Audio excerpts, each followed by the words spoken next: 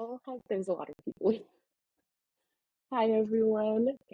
Hi, Noir family. Welcome back to another episode of In Depth with Noire, where we sit down with Black creatives who are not only shaping culture, but also stretching its edges through vision, purpose, and imagination.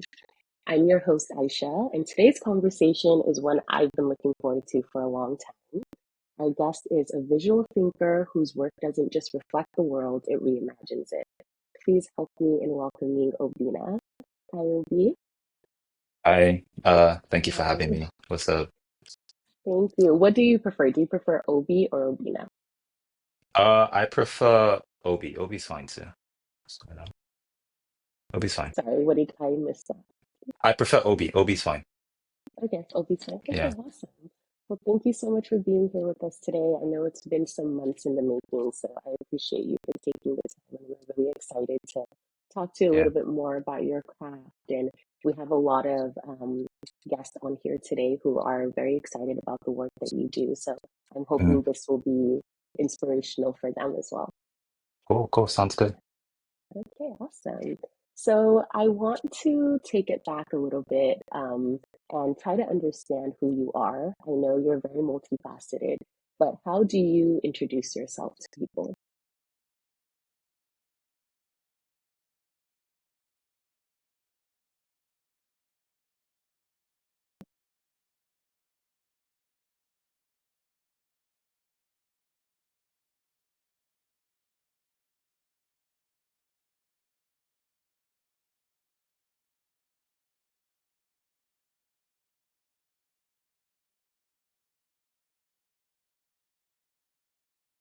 My phone just did a thing. It's Okay. okay. My bad. I'm sorry. No, don't worry about it. Technical Don't worry about issues, it. but we're I back. know. It's okay. It happens. Okay, awesome. Yeah, we can just start from the last question, which Cool. was how do you introduce yourself to people as a creative, as a person, just in general? Well, first of all, I just want to say thank you for having me. It's always a pleasure to be interviewed, I guess. But also just to be able to share who I am and what I do. I think it's a rare privilege and I really don't take it for granted. So thank you. Um, I will say the way I introduce myself, depending on who the crowd is, but most of the time, I go by Obi, Obi Obioma. But my full name is Obinaya Óbíomà. My mom or grandmom will probably call me Obinna.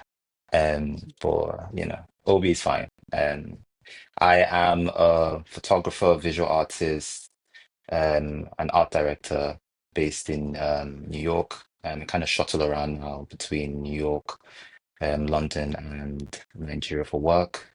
My work predominantly is centered about my African heritage of being Nigerian first, being Black, being African, but also existing in a very, most of the time, non-African or Black space. So a lot of my work is revolved around those, my narratives of trying to rewrite certain stereotypes, negative stereotypes about being African and being Black, or celebrating Blackness and Africanness. And I often use Black women as a muse, trying to express that using their bravado or using their strength and reimagining them in certain scenes or scenarios or narratives that I want to talk about. Some of these narratives are most of the time tied around fashion as an expressive means. Some of them are sometimes social cultural, sometimes political, but predominantly that's the crux of my work. Yeah. Yeah, that's amazing. And where did your journey with photography begin? Did you always have a knack for it, or is it something that you developed over time? No, actually, I think my first recollection of photography came from maybe I was 6, 5 years old. We had this kind of family tradition when I was growing up. My dad was an enthusiast photographer, and so he had an analog camera back in the day, like this Canon, I can't remember, the AE something. So whenever it was your birthday, and obviously I'm the fourth kid, so I came into this. This is how it's done. Whenever it's your birthday, you get a party. Sometimes it's at home. You get the drinks on the table and all that stuff. You know how African families are.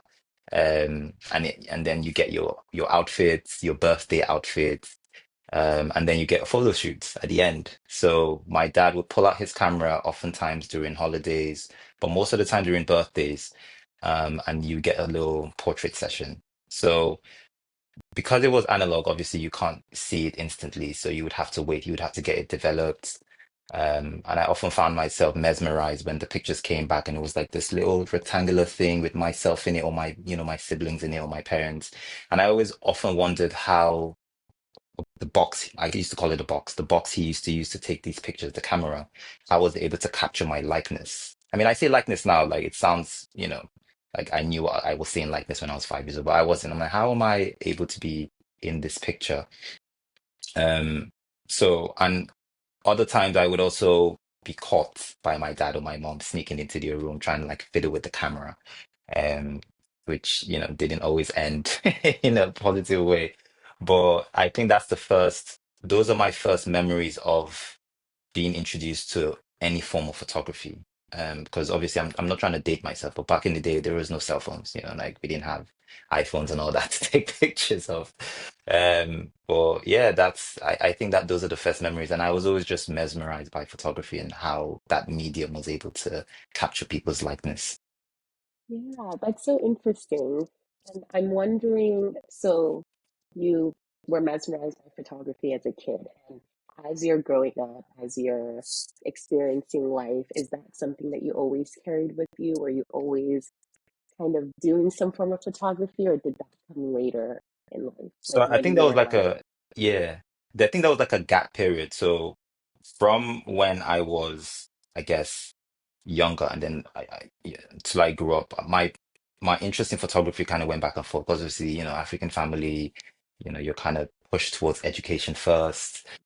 So I kind of focused on in my formative years, I focused on my education. But I always had that interest in photography, in pictures, in seeing pictures, billboards, all that stuff.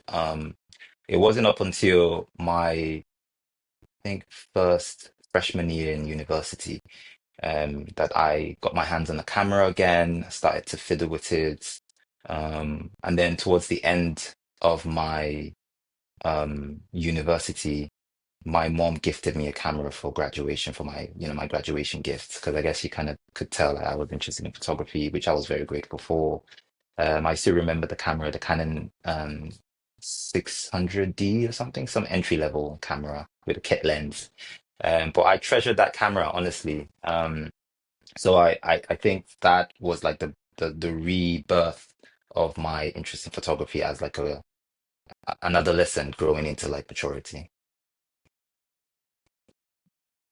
that's a beautiful story. And I love that it was your mom that gifted you that camera that kind Yeah. of brought, this back into your life. So that's great. And what did you study in uni, if you don't mind me asking? My undergrad was international relations, and then I did a master's in diplomacy and international law. So it's not even anything close to photography. Yeah, I wanted to be a career diplomat, travel the world, and in many ways, I guess photography has also helped me to do that. But yeah, that was my dream then. Yeah, I was gonna say, I feel like it's probably still the same dream, just visioned a different way for Yeah, photography. yeah, yeah, Yeah, yeah. that's awesome. So we heard a little bit about your upbringing and your family, and I know that your art reflects a lot about your culture, and the work that we'll talk about a little later definitely reflects that. So how do you feel like your Nigerian upbringing and your culture has informed the type of photography that you do? I would say 100% significantly. Because I think like any artists often create what they know. So writers would write based on their understanding of things. Painters paint based on their visuals and understanding of things. I think photographers who are visual artists as well should kind of do the same, which is what I try to do. My African heritage is very core part. It's like the fulcrum of my visual expression because just being in a non-black space, I often find myself like, being the other, looking on the other side and trying to like express myself or say, express certain narratives I'm trying to convey. Also, growing up, I remember being exposed to fashion magazines, and I would see non-black people on these magazines, and I often wondered, why can't black people be on this? So I guess that's another part of my, I guess, mission or purpose is to, get these black faces and people of color on these mediums as well, and also trying to just reimagine certain narratives and stereotypes about um, fashion and black people and in photography and visuals in general. Oftentimes, when, at least back in the day, when you would see Black people being photographed, it was more about starvation or war and all that stuff. It wasn't necessarily fashion based or beauty, aesthetic, um, and more so Africans in general. So I think my African heritage is such a core part of it because I always like to tell these stories, these African stories, but in a stylistic, aesthetically pleasing way. It's very, very stylistic. Thank you. And was that always at the core of your work, or was it through time that you realized? Like, did you experiment with any other types of photography, or did you already know in the beginning, like, this is exactly what I want to hone in on? Oh, definitely not. I started off with photographing everything.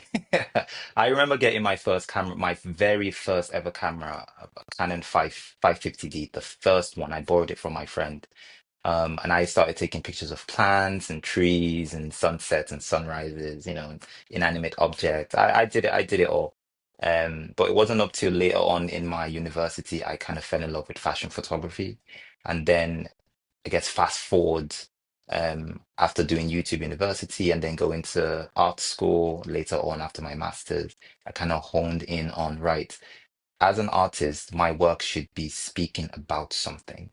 And what best to speak about than things I already know and understand, which is my African heritage and African stories and folklore, and spirituality and all of that stuff. So it came later on. It came years later.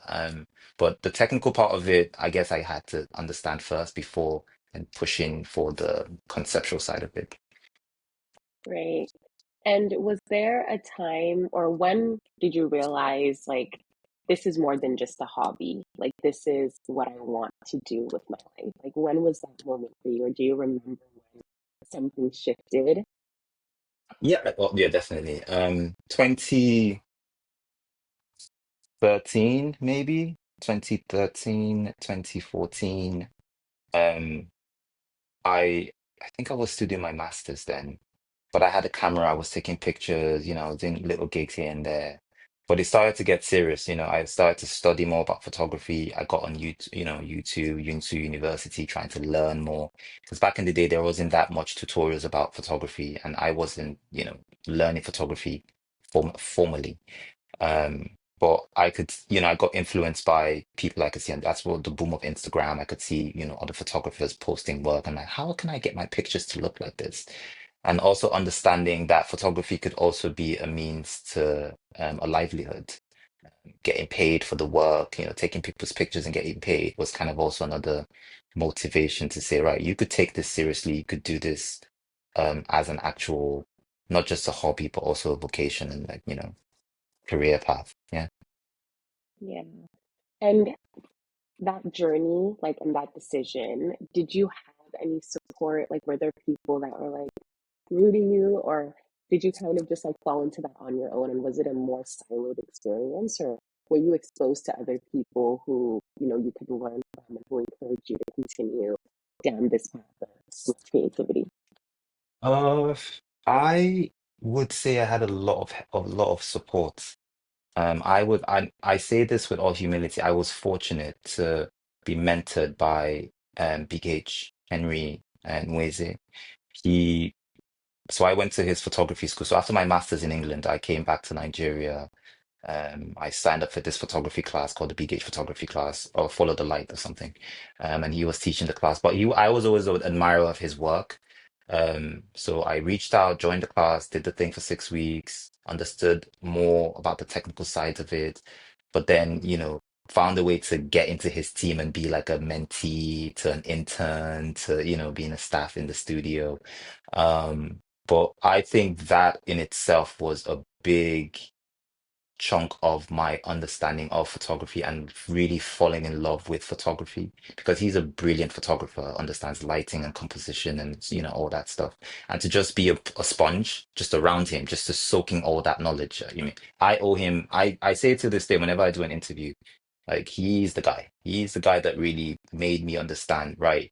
You could actually do this for real and you could create work that, stands out. My family, of course, were very supportive. Like my mom got me the camera. My sisters were always rooting for me to do more work, and they would pose for me. My younger sister was my first model. She would pose for me, and I would take pictures of her. Like just test runs and stuff. I had a lot of friends as well who supported me doing photography. Of course, there were the skeptics here and there. Like Africans. Are you really sure you want to do photography? Are you sure you don't want to be a doctor or a lawyer or something? Can you really sustain yourself? But I think I was fortunate enough to have these people around me, have this little village and this little community to push me to really hone in on photography and learn it. Yeah. Yeah, and that's great. And that last part, I think, is what I was trying to touch on a little bit because Mhm. we know the pressures, societal pressures and familial pressures to go one way down a specific path. So, Yeah. it's great that, you had family that was supportive. But how were you able to like drown out the noise? I feel like sometimes even one skeptic can be louder than 100 supporters, right? Sometimes we tend to hear the negative over the positive. So, Mhm. how were you able to drown out the noise? Or did you have an experience where you're like, I don't know, should I do this? Take this leap of faith? Did you have any of that fear, like going into it? I did. I honestly did, especially after doing my master's and then not really following that diplomacy path that I had kind of laid out for the last what 10, 12 years or yeah, 10 years of my life. Um, it was scary, to be honest, to do this thing that a lot of people weren't really doing at the time or profitable with. And photographers were not necessarily seen as, photography wasn't necessarily seen as a serious career path. Photographers were more like these side people or people who work at, taking like photo IDs. Can you really make a living off of that? Um, but I think just believing in myself and saying, right, this is what I really want to do, and just honing in on it and really helped. There were occasions where obviously I would be frustrated. Maybe I didn't have the gear I needed, or my pictures weren't turning out how they wanted, or how they were meant to, or failing at a photo shoot I planned, and all that other stuff. But I think it was just a belief of I can actually do this for real. Like it is possible, and just sticking to that.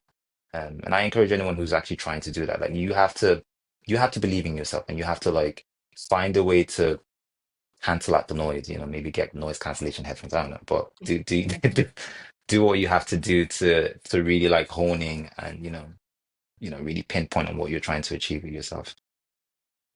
Thank you. Okay, let's shift gears a little bit and talk about your latest project.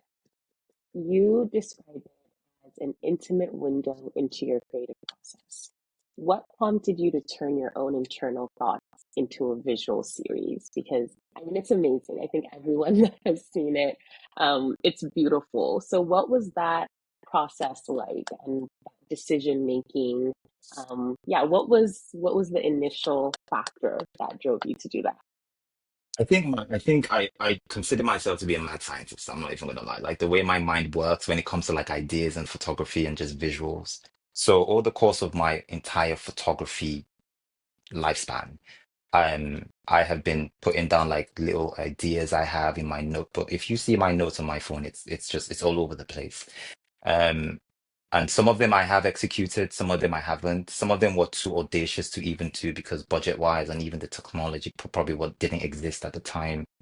But I just felt it was important to share some of these thought processes of how I like. come up with concepts and ideas, and especially the ones that have been in the closet for so long and no one has ever seen. I might as well just get this out there and, share it with the world. Um, so yeah, I think that that was really what prompted that. Just it's been hidden for too long. Try and execute some of these things, and see what happens. Yeah. And what is your creative process like? So after the thoughts in the notebook, and then you kind of make a decision to move forward with something, what does that creative process look like for you? I often make a mood board.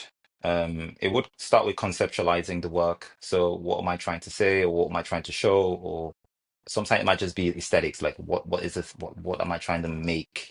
Um, and so I would conceptualize that. I would style it out, create a scene that would match that narrative. Um, Create a mood board if I need other people to be on the team so they can like visualize what I'm trying to say, pull up a few reference pictures. Um, Build out a color palette so it's all cohesive and makes sense. Oftentimes the concepts do come from things I have experienced before, movies I watched, a scene I saw somewhere, maybe even pictures I've seen, like kind of, I guess, inspire me to create work or outfits I have seen that kind of like just, okay, this could be brilliant in this particular scenario, in this particular place. So conceptualizing it, putting it into the mood board, and then I guess casting people who I would collaborate with to bring this to life. Yeah. Nice. And something that I noticed in this piece is that there's a lot of technical elements. I think there's like Photoshop, there's a bit of 3D and the light simulation. So, how do you like? I think your work definitely pushes beyond traditional photography. So, how do you decide to blend these different mediums? And do you see yourself more as a visual artist or a photographer? I think it's both. I think I think as a visual artist, I am a photographer. I guess the visual art is like the umbrella thing, and then photography kind of hones in. But I would also consider myself to be not just a lens-based artist, like in terms of photography, but also a screen-based artist. And I fell into that a couple of years ago, experimenting with like different photography styles and during lockdown when people couldn't really take pictures. But my background in terms of the technicality of some of the work I've done spans back from when I was learning photography for the start. So when I was learning photography, like I said, it wasn't that much um, people teaching it freely, please. And I, jumped into YouTube to try and learn. I stumbled upon a couple of technical videos, like Photoshop videos and 3D whatever videos, Blender stuff and light simulator stuff. So a lot of those skills were honed way back that I just hardly use these days because of depending on the nature of the work. Um, so I would say I'm quite technical when it comes to like photography things or visual artist things. And then when lockdown happened, I found myself flexing those lens-based, screen-based skills because the lens-based skills couldn't be used, obviously, because there was COVID happening. Um, so yeah, it's kind of like a blend of all those things coming together. Yeah. And how do you, for my more technical people that are watching this video, I know nothing about photography, by the way. But how do you like decide, like, I'm going to blend this with this, or like, I want us to like get into your mind a little bit, like, especially for this specific series, like, how were those decisions made, and how does your mind work when you look at a photograph and then you decide this is how you're going to enhance it with all of these amazing, like, technical elements? Okay, well, I think the best way to do this is, I guess, look at a particular work. Let me think about one that might be able to make the most. So there's one picture I have. It's it's a lady in a blue dress, a really long dress. So there's this show I watch. Well, there's two shows I really, well, two, I guess, franchises I really like. One of them is The Wheels of Time. I don't know if people know about The Wheels of Time. I think it's on Amazon Prime or something. And then the other one is Star Wars. I'm a big Star Wars person, right? So a lot of those styling in terms of like what the model is wearing is inspired by the Blue Ajas in The Wheels of Time and how they wear their robes, down to Star Wars and how the ladies like have these like really straight cut hairs, and you know the scenery of it being very like gray, like futuristic, stylistic thing. So a lot of those ideas come into mind when I'm like looking at things and trying to like picture and put things together. When it comes to, I guess, the lighting of these things and making it look realistic, that just comes down to my knowledge of photography and light and shadows and perspectives and range and camera angles and lens choices. All that stuff kind of come into play to it sounds more technical than it is, but I mean that's the best way I can explain it. That's great. That's great. Yeah, no, I, I want to say I understand, but I don't think I understand. But I tried. thanks I don't know for, if I yeah, it's okay. Um, I want to touch on something that you mentioned. So, using everyday things like, a show, um, as inspiration. And is that how most of your art comes into being? Is it, are you just inspired by things here and there? Do you just keep it in your notebook? Like what is that process like for you in terms of getting inspiration from the everyday things? I'm constantly being inspired um by the things I see, the things I have experienced in my life. Um, I'll give you another example. So I don't know if you've seen the Danimals Go work, Aninaga, We Are Going. I have like a project called Aninaga, We Are Going. That was inspired by the travels I did when I was a younger person, and seeing animals go bags being used to like carry things around, and we would travel from here to here and go to the village or whatever, take animals goes back and all that stuff, like the checkered bags. And then that kind of inspired the migration narrative of the bags, because technically you are using those bags to migrate, right? However, how do we then translate migration to be visual? The best way to do it is to, I guess, personify migration as a person, hence the woman wearing the thing on her body. And then you play this narrative of, right, whenever we move from place to place, we leave a bit of ourselves with the people we meet and the experiences we have. And then we also take a bit as well as we go to the next place. Hence, the room she's in has little snippets of the bag here and there. These are the things she's kind of like left there. Imagine you had an apartment and you were living in Paris, for instance, right? You would have certain Parisian things in your apartment. And when you leave, you would leave with some of them. Say you had to go to maybe England, London, or wherever. That's the same kind of idea thinking I came up with that. So yeah, my inspiration for creating work is constant. Like I'm constantly looking at things, and whenever I think I fancy something I like, I put it down in my notes. I might never do it, but it's there, right? I guess I'm constantly being stimulated by visuals and the things I see and experience. I'd love to see your notebook. It's all over the place. Okay, so Black women are central muses in this body of work. How do you approach representing Black femininity in a way that honors Black women and also reimagines it at the same time? I think it comes from first my first experiences with the Black women in my life, my sisters, my mother. Um, I have two older sisters, and obviously my mom's older than me. So just viewing them and how they present themselves inspired me to understand how Black women should be perceived. I look up to my sisters, my older sisters, and my mom, because strong, women, successful women, beautiful women, and they carry themselves with this bravado. So I guess with photography, I wanted to rewrite certain stereotypes of Black women and how Black women were being photographed or being perceived based on the photography, and not overly sexualizing them as well, because that was equally another problem. Am I the best person to tell this narrative as not being a black woman? Maybe not, but I'm trying to do my little part.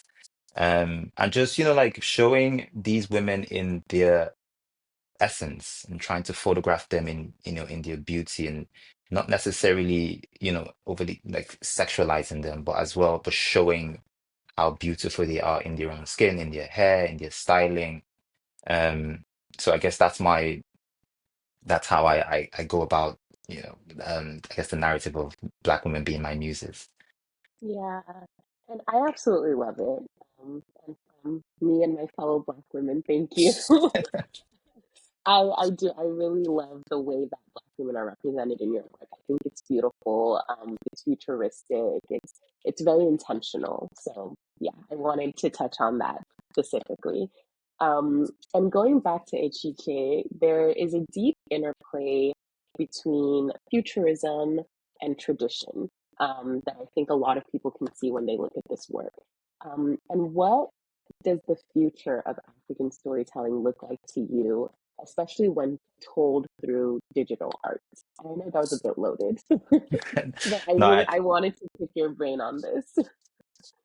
future of African storytelling in photography. I think it's bold. I think it's powerful. I think there's more African artists now coming into their own who challenge the norms of what photography is and what it is to be Black or African, what African fashion or art is. Um, I also think there's going to be a lot of interplay with technology and being Black and how those two things intermarry because Black people and African people have a huge role to play in the next, 5, 10, 15, 20 years in shaping the visual narrative. We already are doing that, right? Look at the movies that are coming out now and, the Black directors who are like spearheading these things. And, I feel like there's a lot of trajectory for um Black and being African, how we can take our place in these visual spaces. And to tie into the work I try to show that as well, to reimagine what being Black would look like 20 years, 30 years from now. What would the fashion be? How would that interplay with the cultural part of it? Because we're not going to lose our culture, right? We're just going to evolve into something else. Yeah, so that's really what Echiche was trying to do. Yeah, and it did it magnificently. I want to touch a little bit about on what you said about reimagining the future of Africa. And when we talk specifically about Afrofuturism, right, which is I think something that's really I've seen it a lot in a lot of art as of recently. Is it important for you, for your audience, and for the people who are viewing your work, whether they're Black or not Black? Is it important for you to showcase of like Afrofuturism in a specific way? And what is, I guess, the point? Like when you have pieces like this, like what story are you trying to tell, either to Black people or non-Blacks who are viewing your work? I guess to the Black people first is this is what could be possible. To the non-Blacks, it's more we're here and this is what's probably going to happen. Um, but I think for the work, I think it's important to be in those conversations because Africa is a very big continent, right? And we can't be left in the dark. And the world is becoming more global and more, um, I guess, interconnected. So how do Black people present themselves in an Afrofuturistic narrative? What does that look like? How do we play our own little or big parts in that and shaping visual elements and narratives? And how do these visual elements also influence social political issues? I think all these things are very important for Afrofuturism, not just the aesthetics of it, but also like social, political, economic, cultural aspects of life in general for both Black people and non-Black people. Thank you. We talked a little bit about Lagos, and you were in London, and then you're currently in New York, or you live in New York, yes? I kind of I bounce around, yeah. Yeah, yeah, and I want to talk about that bouncing around actually, because I feel like there are three vastly different ecosystems in many Yeah. ways. So how do these cities shape your worldview, and how is that translated into your art, if there is any connection? I think. I think they have really shaped my worldview, and but by just shuttling around and meeting different people and soaking up information and different cultural styles and how people perceive different things in these three continents, have really influenced how my work or the topics I want to speak about um, are perceived or are created. Um, and they also obviously would influence the stylizing of things and the aesthetic of things too. I love these three cities. I think they're beautiful in their own ways, in all three ways. They're great for the things they are. Um, and I feel as artists, some artists travel to certain places to sit down and write or, be inspired by certain things. I have been inspired by all these three places and these three countries. Thank you. And I want to shift gears a little bit and talk about your role as an artist and art in general, actually. So I feel like something that we hear a lot about is the fast pace, the fast pace that can be when you're in art, whichever medium you're in, right? Especially in today's social media driven art world. Mm. People want to release quickly, they want to go viral quickly, like they're always jumping to the end. And I think your project, something that stood out to me was that it very much seemed like a slow burn project, like something that took a lot of intentionality from ideation to completion. So, how do you preserve the depth and patience required for a slow burning project like Echiche, especially in a world in a world where there's kind of pressure to constantly produce? I think again, there's nothing wrong with, I guess, putting work out there every day if there's something you like to do. My, I guess, thoughts on throwing work out there personally is good work takes time, and that came to me from one of my professors in art school, who kind of challenged us to think before we shoot. So we were learning about analog photography, and I know this is kind of off point, but you get the point of what I'm trying to say. So we were learning analog photography, which is more not like digital at all. It's film based, and it's 35, 34 shots. You have to be intentional about what you're taking because you can't review it really quickly. You have to wait, and if you get it wrong, the moment's gone. So my professor was challenging us to take our time with work we recreate using that as, I guess, a point, a reference. And I kind of took that and ran with it, even with my own work, even in the fast-paced digital social media time that we live in now. I think, first of all, the work just can't be done any quicker. Um, because obviously the conceptualizing of it takes so long. It really does. Echiche has been on the pot for a very long time. So it's not even a thing I can do by my, like in 2 days or whatever. And then often if I have to get other people, it takes a village. You have to bring these people together to create the work. Um, and for the work to actually be meaningful, I often like to, you know, curate it to match certain things that are going on in society or coincide with certain drops I'm trying to do as an artist.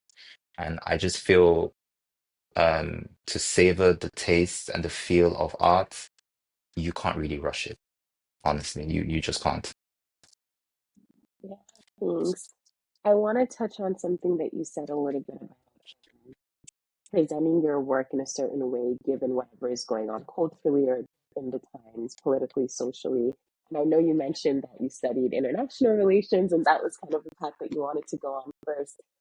So, is there a way that you feel like your art serves as a form of social advocacy, and how intentional are you about emerging that into the work that you're doing?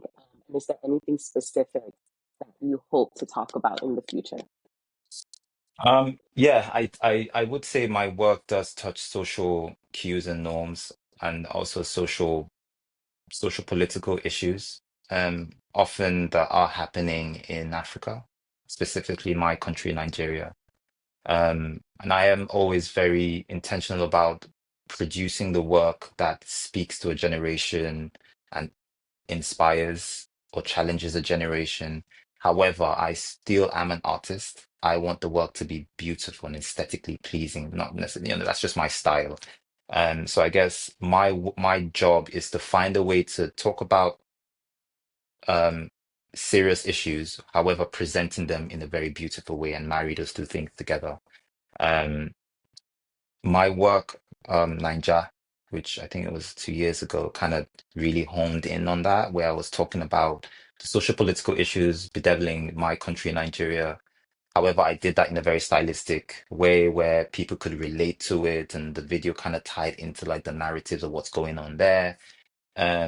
Because I think it's important for artists to speak on certain things that are important to them and inspire people, challenge people. It's always been the case. Artists have always led the vanguard for talking about certain social, political, cultural issues and shaping people's thinking and expression with movies, with music, with art, now with photography. So yeah. And for creatives that are watching this now, or creatives that maybe are based back home in Africa or even here in the West, what is your advice around the intentionality that you put behind your work, life as a photographer, artist in general? Like, is there any piece of advice that you would give to emerging creatives that are inspired? I would say create work that you know, create work that matters to you, and create work that matters. I talk about African narratives and Nigerian narratives and all of that stuff because it's something I know and I'm passionate about. So whatever you're passionate about, it always bleeds into the work. You can't even help it, right? Because you would do it with intentionality and with knowledge. Don't necessarily just be a photographer who is just copying what just going with the wave and flow of things. And even if you are, try and make it your own, try and own the visuals of it and rewrite it how you want it to reflect who you are as a person. I know money is important. This is the second advice. So try and find a way to make money if you can off your photography. If you can't, you can do something else, but then, put that work back into your passion, because purpose and passion are the things that will keep driving you, not just necessarily a check. And I guess the last thing is believe in yourself, honestly. Yeah, you can't be, you are your biggest advocate for whatever you're trying to do, photography, visual arts, whatever it is. Um, be intentional about the work you create. Think about it, push it out there, don't be shy, put it on social media, whatever, and see what happens because you never really know till you try, right? So,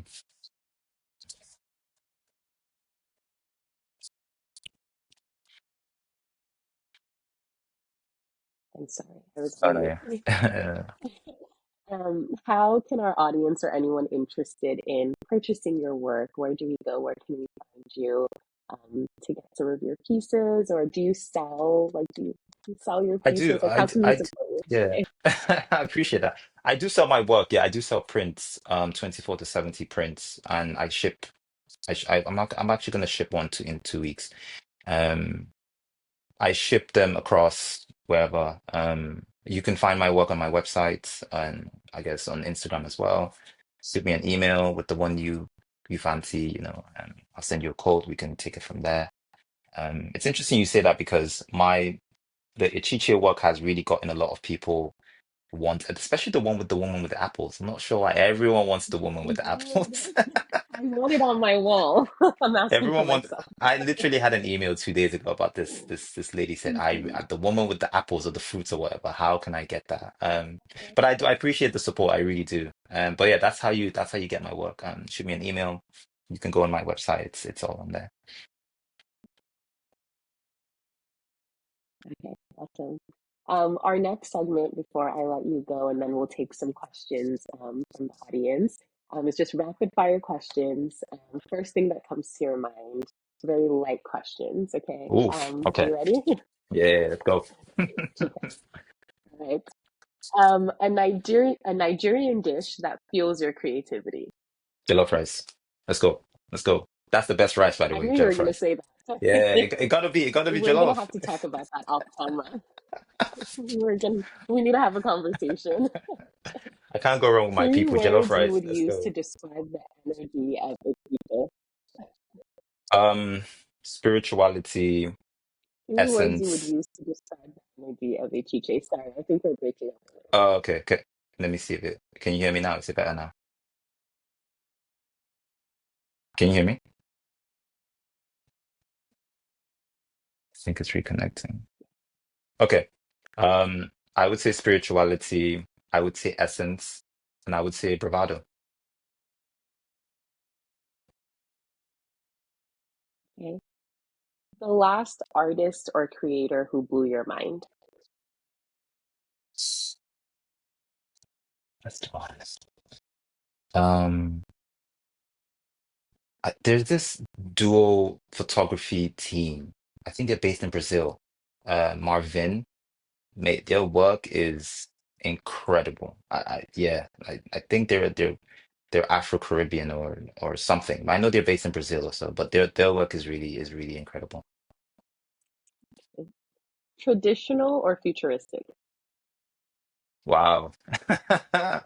Traditional. I I know would I'm say really tradi making you choose. Yeah, Okay. I would say go traditional. Yeah. Dream collaboration, living or dead? Thames. I want to photograph Thames.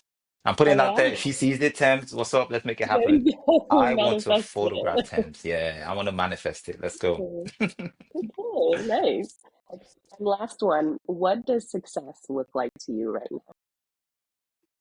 So, um, I think success to me would be influencing and impacting a generation of people with my work, being able to challenge people to be better, do better, even if it's just like every day, everyday tasks or things, or artists themselves, challenging them to pick up the camera or paintbrush or mic or whatever and create work. And if I can influence one person, I'm good. That would be my legacy. I'm fine. Yeah, it's awesome. Okay, we have a little bit of time to take some questions from the audience, so I'm going to ask you a few questions that have popped up throughout the duration Okay, of our call. Okay, cool. okay. Hi, Obi. I'm such a big fan of your work. How do you fund passion projects like Echiche? Is it through commissions, grants, residencies, or personal investment? It's sometimes a mix of all of the things you said. Oftentimes, if it's my personal work, it's privately funded, like I fund it myself. But I would say my friends and other creators, when I collaborate, they're very helpful. Some of them don't, they do it for free because they're just trying to create great work. But sometimes I have to pay, obviously, studio spaces or light rentals or any of that other stuff I have to do. I fund it myself. If it's a commission-based work, like say I guess for a company or whatever, obviously it's paid, so that works itself out. Yeah. Okay. Have you faced pressure to tone down or make your work more digestible for non-African or Western audiences? That's a good question. Have you? Actually, no. It's been the opposite. Yeah. I remember when I first started, I was trying to do what everyone was doing in terms of photography and visuals. But then when I would throw in my own little African narrative or whatever thing, that would get more attention. And I was talking to one of my friends, and we came to the conclusion that I think it's more so because the Western narrative of, the Eurocentric stylistic narrative of visuals have been told and told multiple times, right? Africa is still this untapped, unknown element that people have never seen before, which is why I go back to saying be authentic and do and create work that matters to you and create work that you know, because you can't tell, say you're Igbo like myself, you can't tell Igbo narratives better than me, if you were a different tribe, because I grew up in the thing, right? I understand it, I get it, it's just part of my life and what I do. So yeah, no, I haven't. In the opposite, I've been actually told to do more of the African narrative stuff. So yeah. Nice. Yeah, that's great. Okay, our next question. Are you part of a creative community? If you are, how has that community shaped or challenged your growth? I would say, I guess it's not like a formal creative community, but I am a part of that. I have a lot of creative friends. Some of them help me out with projects. Like my good friend Vinci, um, directed by Vinci, great videographer, cinematographer. My good friend Oye Duran, great photographer, art director. My mentor Big H, these people have all influenced and helped me grow as a photographer. I have a ton of other photographer friends who obviously I see their work and then that influences and helps me. But it also helps to have like a team of creators who can either help you with shoots or help you flush out ideas, stuff like that. Yeah, I guess I am a part of one. That's the answer to your question. Yeah, yeah, I feel like being part of a community is really important, especially when it Hmm. comes to art. So yeah, that's great. Okay, we'll do a few more questions. I'm trying to see. Okay, how do you know when a piece is done, especially when you're working with so many layered elements? That's a good That question. Echiche Yeah. actually pushed me to, I would say, Obi chill, like chill. Um, because I guess I'm a bit of a perfectionist when it comes to work. Like you keep fiddling and fiddling and fiddling. But oftentimes you just know. When you look at it, you'd be like, okay, I think this is good now. This is okay. This is finalized. But sometimes I do catch myself just at it and at it and at it over and over again. But how do I know when it's done? It's a feeling. I don't know. It's a vibe. I just look at them like, okay, this one. Yeah. We'll do one last question.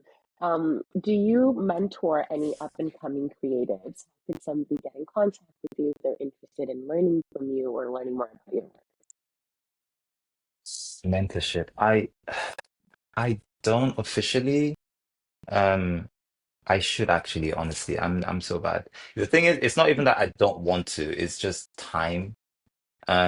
And I don't want to be able to not give as much attention to someone who I am mentoring. I have done it before in the past, I have. Um, but I would say this, and this is, I've said it multiple times in like talks I've given and stuff.